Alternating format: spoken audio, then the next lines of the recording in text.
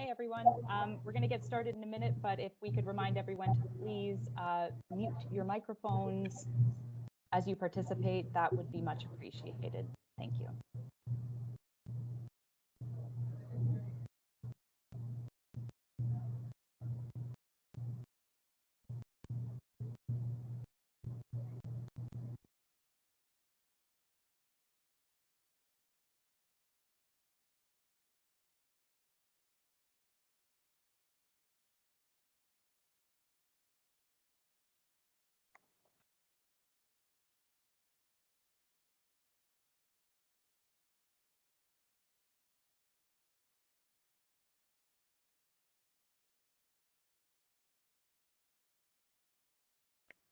Okay, we're going to get things started. Hi everyone, good to see so many of you on the call today. I guess I can get rid of this slide so you can see my face. Hello everyone. Yeah, good to see so many of you on the call today. I think we've got about 110 people registered for this session, which is great.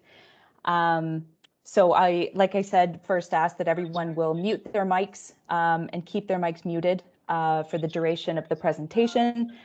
You can keep your cameras on if you'd like, that's fine, but please mute that microphone because the feedback will disrupt our speakers. So please be cognizant of that. I'd like to welcome everybody to our June webinar series.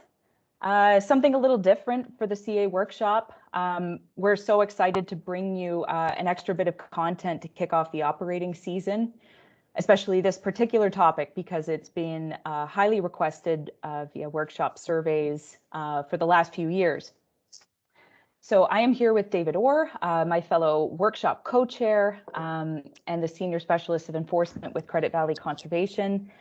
And I am Tori Fisher. I'm also from Credit Valley Conservation, and mine will be the voice you hear moderating this webinar. So we also have our workshop planning committee here with us today on the call. Please mute your microphones. Thank you. So I do want to say that this webinar series is a collective effort between the Regulations Compliance Committee, or the RCC as we'll refer to them, and the CA workshop. So as the topic at hand really lends itself to both teams, it's really great to have them involved in this project. And I also want to thank the RCC, Conservation Ontario, and the Canadian Mental Health Association from Ontario and Canadian Mental Health Association Hamilton for helping us to coordinate their speakers and for their support on this webinar series. Their perspective is extremely valuable. So thank you for being here today. Now I would like to turn our attention now to Brenna Bartley, committee member and education manager with Conservation Halton, to acknowledge the Indigenous treaty lands on which we gather today. And let me just share my screen, Brenna, and you can take it away. Thank you so much, Tori. Tori's going to share a map with us of the treaty territories across what is now known as Canada. And I'll share some words that we've prepared during a rather momentous time in the history of our nation.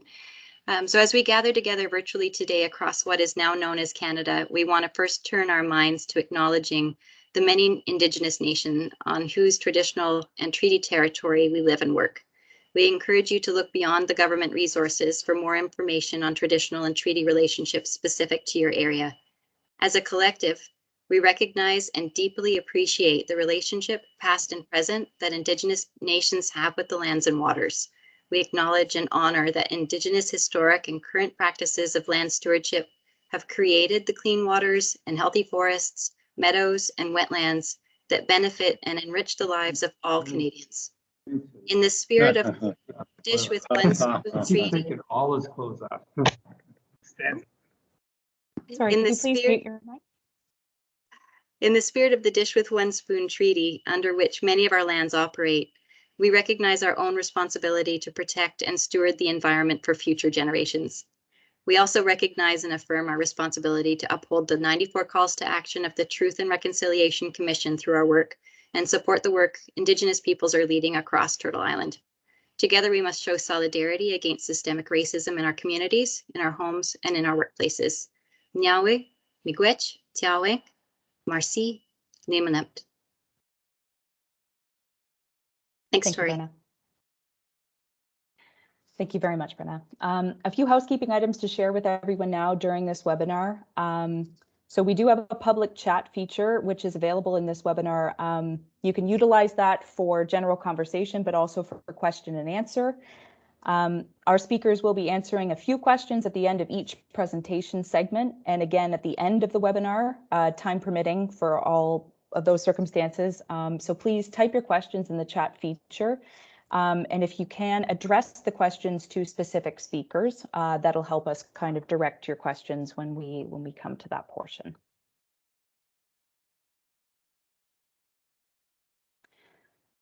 So today we are exploring the complex issue of homelessness and encampments on CA lands. The goal being to start this webinar series off with a deeper understanding of the systemic issues that result in persons experiencing homelessness and what we can do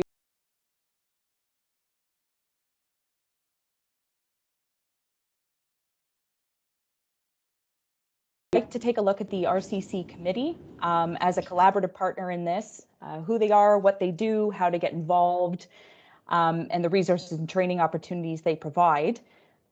So with us today, we have Dan Hope, who is the Land Management Supervisor at Central Lake Ontario Conservation Authority, and Leslie Rich, who is the Policy and Planning Liaison with Conservation Ontario, both of whom sit on the RCC committee.